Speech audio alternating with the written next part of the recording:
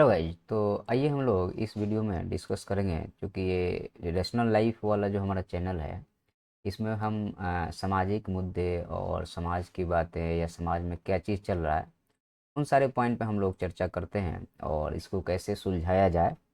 और हिस्ट्री से रिलेटेड या ज्योग्राफी या पॉलिटिक्स से रिलेटेड जो मुद्दे हैं उस पर हम लोग चर्चा करते हैं। तो चलिए हम लोग इस वीडियो में शुरू करेंगे कि जनरली जब आदमी का शादी विवाह हो जाता है, शुरुआत में रिलेशन थोड़े ठीक चलते हैं, मतलब साल भर 2 साल, उसके बाद रिलेशन में प्रॉब्लम आना शुरू होता है। और जो शादी विवाह होता है उसका भी आपको, अब जैसे आपकी शादी लव मैरिज हुई है, अरेंज मैरिज हुई है, तो इसका भी आपको असर पड़ता है। तो यहाँ पे एक तरह से कंसल्टिंग या कंसल्टेंट की तरह आप हमको समझिए, और फिर हम लोग एक एक मुद्दे पे चर्चा करेंगे और उसके सलूशन या निदान ढूंढने की कोशिश करेंगे, क्योंकि ये रियल लाइफ से जुड़ी हुई मुद्दा है। और जीवन में अगर आप इसको नहीं सुलझा पा रहे हैं तो आप जीवन जो किसी से बंध के जुड़ने जीने का मतलब यहाँ पे नहीं निकलेगा। इसलिए इसको हमें बहुत अच्छे से समझना पड़ेगा और फिर समझने के बाद में सलूशन भी निकालना पड़ेगा और एक दूसरे को समझ करके कंप्रोमाइज़ करना पड़ेगा, तो ही जाके बात आगे बढ़ेगी। और इसमें बहुत सारे कंडीशंस हैं और ये एक डाइवर्स सब्जेक्ट है। तो इसमें हम बहुत सारे मुद्दों को कवर करेंगे और फिर हम जानेंगे कि उसका हम लोग सॉल्यूशन क्या निकाल सकते हैं। ओके, तो चलिए शुरुआत करते हैं, बहुत लंबा नहीं इसको खींचेंगे और एक काउंसलिंग की तरह समझ के चलिए इसको। तो देखिए, सबसे बड़ी दिक्कत ये आती है कि जब दो आदमी अपने अपने, जैसे एक लड़की अपने मम्मी पापा के यहाँ रहती है, एक लड़का अपने मदर फादर के यहाँ रहता है, उस केस में दोनों का अपना एक फ्रीडम ऑफ स्फेयर है। मान लीजिए कि मैं आपसे बोलूँ कि एक सर्कल है जिसमें जो है सो चीज़ें घूम रही हैं। लेकिन होता क्या है कि जब आप दूसरे के यहाँ चले जाते हैं तो वहाँ पे थोड़ी सी प्रॉब्लम होने लगती है। वहाँ पे किस तरह की प्रॉब्लम होने लगती है, अगर मैं उसकी चर्चा करूँ तो जैसे आदमी अपने पूरे जीवन में काम, क्रोध, मद, लोभ, ईर्ष्या और डर, ये 6 चीज़ों को ही लेके जीता है। तो होता क्या है कि जब दो लोग का अपना एक स्फेयर है, अपना एक सर्कल है जिसमें वो जी रहा है, और मान लीजिए कि उसमें जब प्रॉब्लम आती है, जैसे मान लीजिए कि ये व्यक्ति है, इसका एक स्फेयर है जिसमें काम, क्रोध, मद, लोभ, ईर्ष्या और डर एक साथ काम कर रहा है, इसका है सेम चीज़ काम कर रहा है। लेकिन जब दोनों ये साथ आते हैं तो उन चीज़ों में टकराहट होने लगती है, नेचर में टकराहट होने लगती है। नेचर में कैसे टकराहट हो रही है कि मान लीजिए इसके अंदर काम जागा है और इसके अंदर कोई और एलिमेंट चल रहा है, उस टाइम पे इसके अंदर मद चल रहा है या ईर्ष्या चल रहा है या कोई और चीज़ है, और ये जब इस चीज़ को डिमांड करेगा तो ये इसको फुलफिल नहीं कर पाएगा। जब ये फुलफिल नहीं कर पाएगा तो कोई ना कोई को एक आदमी को कंप्रोमाइज़ करना पड़ेगा। मान लीजिए इन्होंने कंप्रोमाइज़ कर लिया या इन्होंने कंप्रोमाइज़ कर लिया, तो ये दोनों आगे बढ़ते रहेंगे और जीवन जीते रहेंगे। लेकिन जो फ्रीडम ऑफ स्फेयर है, जिसको मैं काम, क्रोध, मद, लोभ, ईर्ष्या, डर बोलता हूँ, और इसका फ्रीडम ऑफ स्फेयर है, जब कंप्रोमाइजेस कम होगा तो वो क्लैश के रूप में निकलना शुरू होगा और वो कलह या लड़ाई में बदल जाती है। तो ये चीज़ है, चूंकि आपको समझना पड़ेगा कि उसका नेचर क्या है, और आप ही को नहीं, आपके पार्टनर को भी समझना पड़ेगा कि हमारे पार्टनर का नेचर क्या है और वो कब क्या चीज़ की डिमांड कर रहा है, वो लॉजिकल है या इलॉजिकल है। अगर वो समझ सकता है उस चीज़ को, अभी हमारा मन नहीं है तो हम समझा सकते हैं, और नहीं समझ सकता है तो फुलफिल करेंगे, क्योंकि अगर हमें साथ रहना है तो कंप्रोमाइज़ करके चलना पड़ेगा।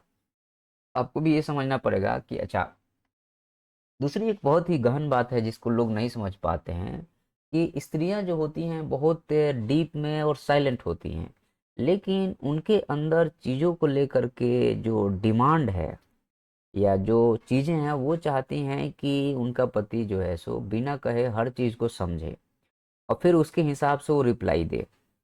और लोग जो हैं काम, जो मर्द है या पुरुष है, वो चूंकि ये जो है सोसाइटी हमारी फेमिनिस्टिक है, मेलिस्टिक है या मेल सोसाइटी है, तो मर्द जो है सो वो काम करने में काफ़ी टाइम बिजी रहता है, पैसा अर्न करने में बिजी रहता है, और वो ये एसेट की तरह लड़कियों को समझ लेता है कि नहीं, लड़कियां या औरत या उसकी वाइफ जो है सो एक एसेट है। और वह जो है सो उस तरह से जब रिएक्शन देता है तो लड़कियां चूंकि वो बोल नहीं पाती, चीज़ों को एक्सप्रेस नहीं कर पाती हैं, वो, और जो मर्द है वो उस चीज़ को समझ नहीं पा रहा है। अब यहाँ पे देखिए, क्लैश होने का मेन वजह यही शुरुआत होती है, क्योंकि इसका जो इच्छा है काम, क्रोध, मद, लोभ, ईर्ष्या और डर, तो अब यहाँ पे जो इसकी इच्छा है, इसका जो डिमांड है, और ये उसको इकोनॉमिक रूप से फुलफिल कर रहा है, लेकिन साइकोलॉजिकल या मेंटल रूप से फुलफिल नहीं कर पा रहा है। तो फिर ये जो है सो धीरे धीरे इसके अंदर वो चीज़ें एक तरह से अ, बनते जाएगा। या मैं आपको संस्कार के बारे में थोड़ा बता दूं, संस्कार क्या होता है। संस्कार ये होता है कि मान लीजिए कि यहाँ पे आपने किसी चीज़ के बारे में सोचा, और वो सोच जो है, मान लीजिए आपके थोड़ी थॉट आया, फिर आप उसके बारे में सोचने लगे, तीसरी चीज़ होती है उसके बारे में काम करने लगे, और चौथी चीज़ होती है उसको रिपीट करने लगे। तो जब रिपीटेशन में चले जाते हैं तो वो संस्कार बन जाता है। तो संस्कार यहाँ पे आपका हो गया है कि ये आदमी हमें नहीं समझ पा रहा है। तो अब आपका सब कॉन्शियस माइंड जो है वो क्या करेगा, वो एक्शन लेना शुरू करेगा। बहुत सारी चीज़ें आपको पता भी नहीं चलेगा, आपका सब कॉन्शियस माइंड एक्शन ले लेगा और इसको हर्ट करना शुरू कर देगा। जब ये हर्ट होगा तो ये गुस्सा होगा, और सब कॉन्शियस माइंड में आपके यहाँ संस्कार ये बन गया है कि ये आदमी हमारी बातें नहीं सुनता है, तो ऑटोमेटिकली रिएक्शन देना शुरू करता है। तो आप देखेंगे कि आप न चाहते हुए भी झगड़ा हो रहा है। तो अब ये झगड़ा जो सब कॉन्शियस माइंड में था वो ग्राउंड पे आ गया है, और ये व्यक्ति जो इसको समझ नहीं पाया, तो ये क्या करेगा, ये जो है सो नहीं समझ पा रहा है कि हो क्या रहा है, और ये एक्सप्रेस नहीं कर पा रहे कि मुझे डिमांड क्या है। तो ये एक तरह से अनसुलझा पहलू लॉन्ग टाइम तक बने रहते हैं। तो आपको दो तीन चीज़ें, एक तो कर्म संस्कार मैंने बताया, दूसरा जो आपका फ्रीडम ऑफ स्फीयर बताया, या आज़ादी की जो सर्किल है जिसमें काम क्रोध मद लोभ ईर्ष्या और डर काम करता है, उसको मैंने बताया। तो अब इस चीज़ को आप कहीं ना कहीं कोरिलेट करिएगा, और आप देखिएगा कि यह चीज़ अगर रिपीट हो रहा है आपके जीवन में तो उसे हमें कम करना चाहिए। तो अब इस चीज़ को मैंने रिपीट कर दिया है। अब यहाँ पे आता है कि फ्रीडम लॉस्ट होना, जिसके बारे में मैंने चर्चा किया कि एक दूसरे के मैटर में इंटरफेयर करना, कि तुम ये क्यों कर रहे हो, तुम वो क्यों कम कर रहे हो, तुम ये करो तुम वो करो। कोई भी आदमी जब डायरेक्शनल देने लगता है तो दूसरा आदमी परेशान होने लगता है कि अरे यार मैं जीऊँ कि क्या करूँ, ये आदमी जीने नहीं दे रहा है। होता है ऐसा। तो इसको कैसे कम किया जाए, तो इसको जो आपको परेशान कर रहा है उसको बताना पड़ेगा कि देख भाई मैं इससे परेशान हो रहा हूँ, ऐसा तो मत बोलो। ठीक है। तो दूसरे वाले को इसका बुरा भी नहीं लगना चाहिए कि हाँ भाई सामने वाले को दुख दर्द आप नहीं समझोगे, आपका दुख दर्द सामने वाला नहीं समझेगा तो दिक्कत होगी ना। तो ये प्रॉब्लम है कि आपको कंप्रोमाइज करना पड़ेगा। पहला चीज तो है कि लॉजिक के या कॉज क्या है। तो फ्रीडम ऑफ अगर स्फेयर का लॉस्ट है तो आपको उसमें कंप्रोमाइज करना पड़ेगा। जो व्यक्ति लॉस्ट कर रहा है, और या जो व्यक्ति लॉस्ट कराने की कोशिश कर रहा है, कोई एक आदमी तो कर ही रहा होगा। दूसरी चीज होती है मिसअंडरस्टैंडिंग, कि जैसे मैंने बोला कि हस्बैंड जो है सो वाइफ को एसेट की तरह समझ लेते हैं, और उसकी बातें सुन के इग्नोर कर देते हैं, हाँ ठीक है हाँ ठीक है। तो उसमें क्या होता है कि चीज़ें गड़बड़ होने लगती है, और ये लड़की औरत समझती है कि सामने वाला जो है ये हमें वैल्यू नहीं दे रहा है, हमारी बातों को ढंग से नहीं सुन रहा है। तो ये सब कॉन्शियस माइंड में ये थॉट चला जाएगा। जब सब कॉन्शियस माइंड में थॉट चला जाएगा तो रिपीट होने लगेगा और संस्कार बन जाएगा, और आपके खिलाफ इसके अंदर घृणा भर जाएगा। तो इस चीज़ को आपको जल्दी से जल्दी समझना है और उसको ख़त्म करना है। और यहीं से जो कर्म संस्कार बन जाते हैं माइंड में, सबकॉन्शियस माइंड में, तो मिसअंडरस्टैंडिंग होना शुरू हो जाता है। आप देखिएगा हमारे जीवन में बहुत सारे लोग यही कर रहे हैं और हमेशा लड़ झगड़ रहे हैं। तो उसको कैसे ख़त्म किया जाए, एक काउंसलिंग की तरह इस लेक्चर को लीजिएगा और फिर हम लोग आगे बढ़ेंगे।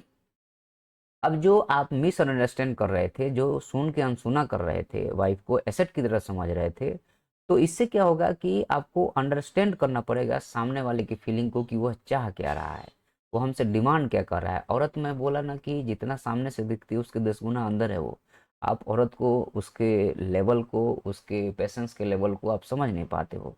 तो वो 2 4 10 साल में वो चीज़ें भर के सामने आ रही हैं, जो आज 2 मिनट में आप तुरंत मर्द के नेचर और औरत के नेचर पे हम लोग इस पे एक वीडियो करेंगे, और इसमें हम बताएंगे आपको कि मर्द का नेचर कैसा होता है और औरत का नेचर कैसा होता है, और फैमिली के स्ट्रक्चर में ये कैसे काम करता है इस पे हम, क्योंकि वह भी एक बहुत डीप मुद्दा है कि मर्द के या फीमेल का नेचर और मेल के नेचर, जो जीवन जीने का तरीका, वो बहुत अलग अलग होता है। हम लोग इसको एक तरह से ले लेते हैं, इसलिए प्रॉब्लम होती है। और ये भी हमारे जो एजुकेशन सिस्टम है इसको हमें लाना पड़ेगा, बताना पड़ेगा।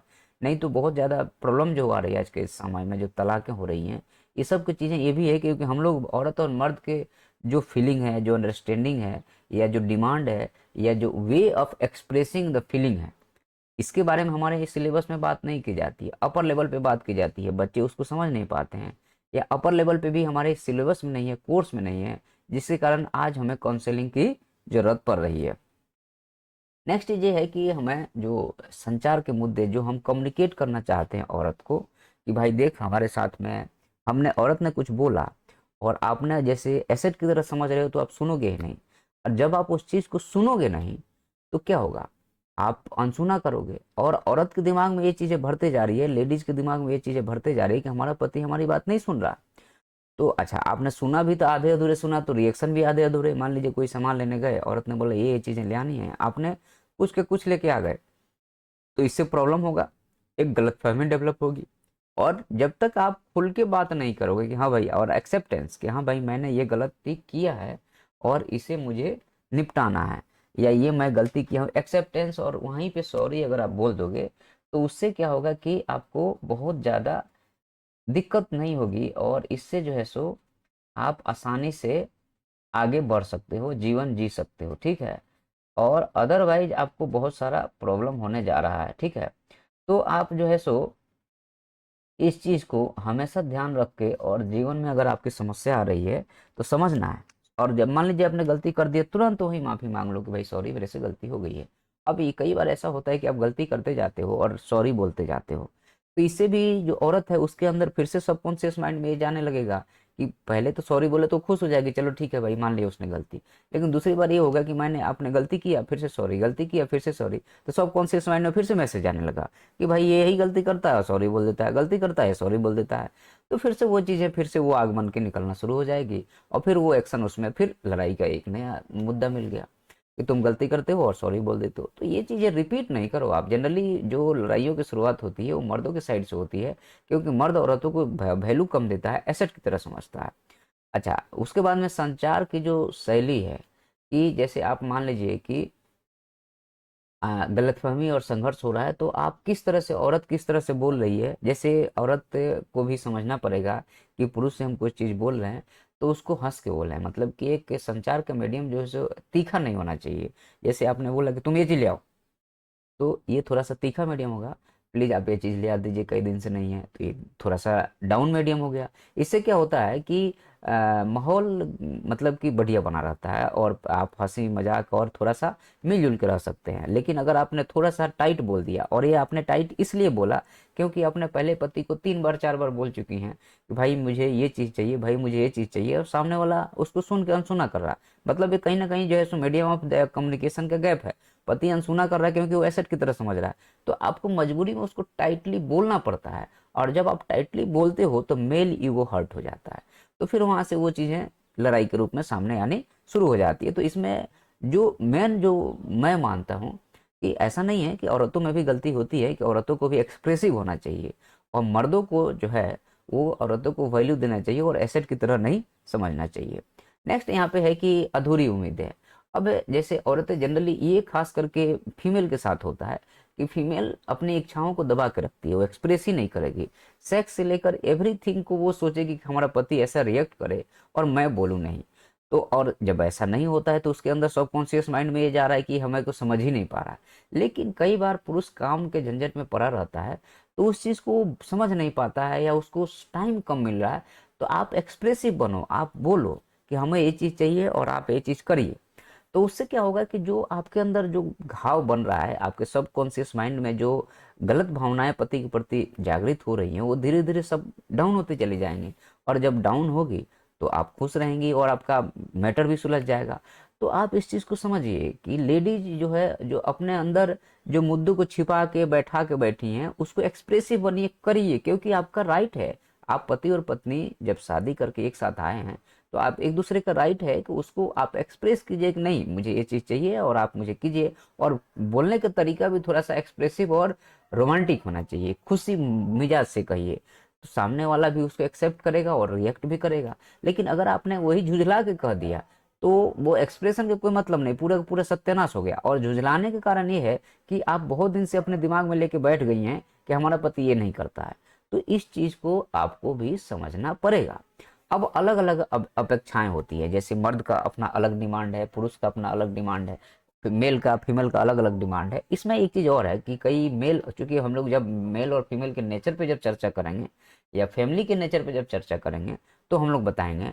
तो जैसे मान लीजिए पुरुष का जो परवरिश हुआ है किस माहौल में हुआ है, एक लड़की का परवरिश किस माहौल में हुआ है, ये भी रिलेशन को इम्पैक्ट डालता है। मान लीजिए कि पुरुष का परवरिश झगड़ा वाले माहौल में हुआ है तो वो चिड़चिड़ा बना रहेगा, उसका जीवन जो है सो। अब लड़की को उसके घर वालों के बारे में समझना पड़ेगा कि इसका पहले जो पास टाइम है वो कैसे गुजरा है। और अगर मान लीजिए बहुत गड़बड़ गुजरा है तो आपको खूब प्यार करके उसको अपने हिसाब से ढाल लेना पड़ेगा, फिर आप चीज़ें चलती रहेंगी। दूसरी चीज़ है कि लड़की अगर ऐसे कर रही है तो लड़का को समझना पड़ेगा और फिर उसको प्यार से उसको अपने हिसाब से लेकर के हैंडल कर सकता है। लड़कियां बहुत अच्छी होती हैं मेरा ये कहना है, लेकिन उसमें उसके अपेक्षाओं पे आपको खरा उतरना पड़ेगा। अब कई बार जो डिमांड जो है सो पॉसिबल होता है, कई बार इम्पॉसिबल होता है, कई बार रियलिस्टिक होता है, कई बार अरियलिस्टिक होता है। तो वो चीज़ों के समय जब मान लीजिए डिमांड अरियलिस्टिक है तो उस टाइप पे आपको कन्विंस करना पड़ेगा, और कन्विंस करने का तरीका बड़ा ही मज़ेदार और खुशनुमा होना चाहिए। कभी भी माहौल बिगड़ने का कारण ये रहता है कि आप जब एग्रेसिव होते हैं, एग्रेसिव होने का कारण यह है कि वो चीज़ें सबकॉन्शियस माइंड में एक दिन नहीं, साल भर 6 महीना से चल रहा है या 3 महीना से चल रहा है या 2 महीना से चल रहा है, और आप इसको ऑब्जर्व नहीं कर रहे हो। तो आप अपनी पत्नी या पति के लाइफ पैटर्न को जब ऑब्जर्व करना शुरू करोगे तो जाके समझ में आएगा कि भाई ये गलती शुरुआत कहाँ से हुई थी, उसका ये निदान है। और अगर आप ये नहीं कर रहे हो और आप उसी को ढो रहे हो तो जीवन बहुत कष्टमय हो जाएगा, कोई मतलब नहीं है जीने का, फिर तो आप अलग ही हो जाओ। अब यहाँ पे जो मर्द है वो समाज में देखिए मर्द के साथ क्या दिक्कत है। मर्द के साथ ये दिक्कत है कि वह समाज में, जिस समाज में वो रह रहा है उस समाज में भाई उसके ऊपर, आप जैसे औरतें घर में हैं तो चार दीवारी के अंदर हैं। मैं ये नहीं बोल रहा हूँ कि जो औरतें कामकाजी हैं उनके लिए अलग मैं वक्तव्य देने वाला हूँ। लेकिन अब कंडीशन दो हैं। पहली कंडीशन ये है कि एक लेडी घर में है, चार दीवारी के अंदर है, तो उसको समाज में उसको कितने लोगों से मिलना है, दो चार औरतें आ जाएंगी और जो है सो पति आ जाएगा, इतने लोगों का उसका संसार है। एक पति जब समाज में रहता है और पैसा कम कमा रहा है या पत्नी की इच्छाओं की पूर्ति, बच्चों की इच्छाओं की पूर्ति वो नहीं कर पा रहा है, तो वो वित्तीय तनाव में है, वित्तीय परेशानी में है, पैसों की कमी है। तो इस समय पे वो चाहता है कि कैसे भी करके हम उसको कंप्रोमाइज करें, उसको कम करें। तो वो क्या करता है कि पत्नी के डिमांड को कंप्रोमाइज कर देता है या पत्नी को सुनना कम कर देता है। और पत्नी के सबकॉन्शियस माइंड में ये मैटर चला गया कि भाई हमारा पति तो हमको ध्यान ही नहीं दे रहा। तो आपको ये समझना पड़ेगा पति और पत्नी को कि पति को कौन सा प्रॉब्लम है, पत्नी कौन सी प्रॉब्लम है। अब जैसे मान लीजिए कि पत्नी, अब यहाँ दूसरा कंडीशन है कि पत्नी बाहर जाके कमा रही है, पति घर में है, अपना वर्क फ्रॉम होम कर रहा है या कुछ और भी कर रहा है, जो कि वो बहुत ज़्यादा मिलजुल नहीं रहा है। तो उसी सेम चीज़ है पत्नी और पति पे अप्लाई हो जाएगा। तो पति को अपने पत्नी को समझना पड़ेगा कि पत्नी बाहर भी जाके डिमांड पूरी कर रही है, घर में भी आके डिमांड पूरी कर रही है, तो उसके ऊपर डबल वर्कलोड है। तो पति को फिर थोड़ा सा एक कदम आगे बढ़ के पत्नी का स्वागत करना पड़ेगा। तो जा करके आपको जो है सो, अच्छा दोनों अगर पढ़े लिखे लोग हैं, आजकल के समाज में जनरली हस्बैंड वाइफ दोनों पढ़े लिखे हैं, दोनों जो वर्किंग हैं, उस केस में भी प्रॉब्लम आती है चाइल्ड को लेकर के और बहुत सारी चीज़ों को लेकर के। तो इसमें समाधान एक ही है, कोई भी समस्या आप हंस के बोलिए, और पति हो या पत्नी हो हंस के बोलना है। और चीज़ों को रिएक्शन जो देना है वो बहुत कटु नहीं होना चाहिए, बहुत सिंपल, साधारण और लॉजिकल समझिए कि ये झगड़ा हुआ था, कहाँ से चालू हुआ था, और उसको वहाँ पे अगर ख़त्म किया जा सकता है क्या, तो अगर ख़त्म किया जा सकता है तो वहीं पे जाकर के उसको ख़त्म कर दीजिए। तो उसके सबकॉन्शियस माइंड में पति या पत्नी की वो चीज़ें नहीं जाएगी, तो उससे भी बहुत सारी चीज़ें क्लियर हो जाएगी। अब यहाँ पे आता है कि जो प्रेशर है, जैसे मेल है उसको वर्क का प्रेशर है कि ऑफिस में ऐसा चल रहा है, वैसा चल रहा है, ये करना है, वो करना है। फीमेल है अगर वो वर्किंग है तो उसको वो प्रेशर चल रहा है, दोनों वर्किंग है तो दोनों में प्रेशर चल रहा है।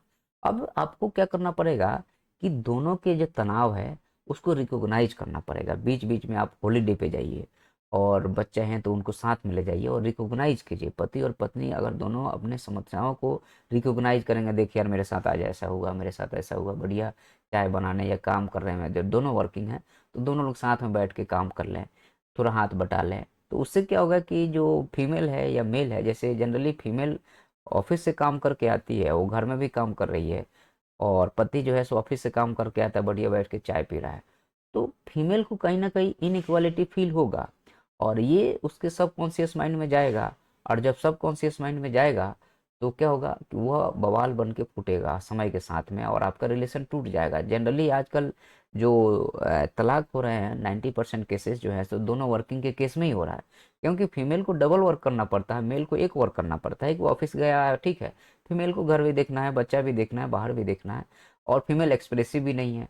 तो वो कहीं ना कहीं उसके संस्कार में ये चीज़ आ जाता है कि पति ऐसे ही होते हैं, और फिर वो लड़ाई शुरू हो जाती है और प्यार का माहौल दुश्मनी में और अलग होना। और उसका अल्टीमेट रिजल्ट क्या होता है? उसका अल्टीमेट रिजल्ट तो बच्चे ही भोगते हैं। जब पति और पत्नी अलग हो जाएंगे तो माँ और पापा का प्यार बच्चे को नहीं मिला तो आप लोगों ने शादी क्यों किया था? एक बहुत बड़ा समस्या है यहाँ पे, तो इस चीज़ को हमें समझना पड़ेगा। ओके, नेक्स्ट पॉइंट यहाँ पे ये है कि आपके जो रिलेशनशिप है या रिश्ता है उसका पैटर्न क्या है। आप जैसे नेगेटिव पैटर्न के साथ जुड़ रहे हैं तो नेगेटिव पैटर्न में है जैसे दोष देना, आलोचना करना, विरोध करना, संघर्ष करना। जैसे मान लीजिए कि हर बात में दोष कर देना, सारा तुमने गलती किया है, ये तुमसे हुआ है, ये ऐसा है।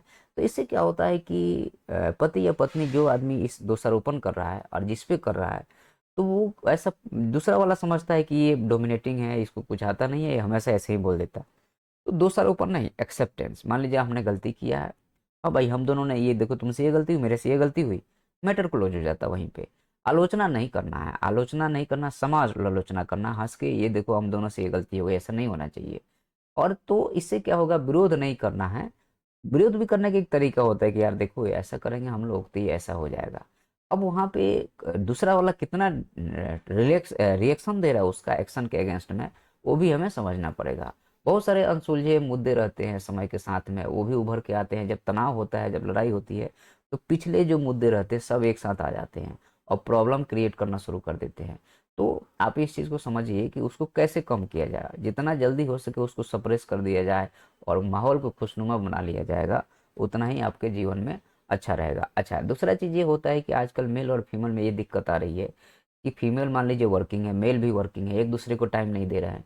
तो जो आपका फिजिकल नीड है या कहिए कि सेक्स की जो नीड है वो फुलफिल नहीं हो पाता है। तो जब वो फुलफिल नहीं होता है तो मेल या फीमेल जो है सो कहीं और ढूंढने की कोशिश करता है। तो ये एक ऐसा मुद्दा रहता है जिसके कारण जो है सो आप मतलब कि रिलेशन तार तार हो जाता है, टूट जाता है, खत्म हो जाता है। कारण क्या है कि आपको अपने हस्बैंड वाइफ के बारे में, वाइफ हस्बैंड के बारे में समझी नहीं, और ये सब कॉन्शियस माइंड बन गया कि ये तो ऐसे ही कर दिया, हटाओ इसको, हम नहीं सोचना है। तो इससे क्या होता है कि ये रिलेशन जो आपका, देखो आप किसी के साथ भी संबंध बनाओगे तो सबके साथ में फीलिंग तो वही आनी है, थोड़ी पॉजिटिव या नेगेटिव होगी। तो क्यों ना आप हस्बैंड वाइफ जो आप दोनों लोग हो आपस में मिल करके और उस चीज़ को कर लो और उस चीज़ को समझ लो कि भाई ऐसा करने से ऐसा होता है, मैं ऐसा नहीं करूँगा, और आपस में उस चीज़ को सुलझा लो। आप तब इस चीज़ें ढूंढना शुरू करते हो जब कहीं से निगेटिव आपको रिएक्शन मिलता है। तो उस चीज़ को समझना है, सामने वाले को भी समझाना है कि देखो इसका रिपरकशन ये हो सकता है और अपना घर टूट सकता है, ऐसा हो सकता है, वैसा हो सकता है। थोड़ा सा समझना पड़ेगा। और जो चीज़ें देखो, मेल को नीड बहुत फास्ट होती है, फीमेल को नीड बहुत कम होती है, या फीमेल को नीड समय समय पे होती है, मेल को नीड ऑलवेज होती है। तो इस चीज़ को भी आपको समझना पड़ेगा कि आपका मेल कैसा है, आपकी फीमेल की नीड कैसे है। एक अल्टीमेटली बात यही आती है कि हर पॉइंट में मेल और फीमेल जो फ्रीडम ऑफ स्फेयर है और जो कंप्रोमाइजिंग फैक्टर है, दोनों को लेके आपको चलना पड़ेगा।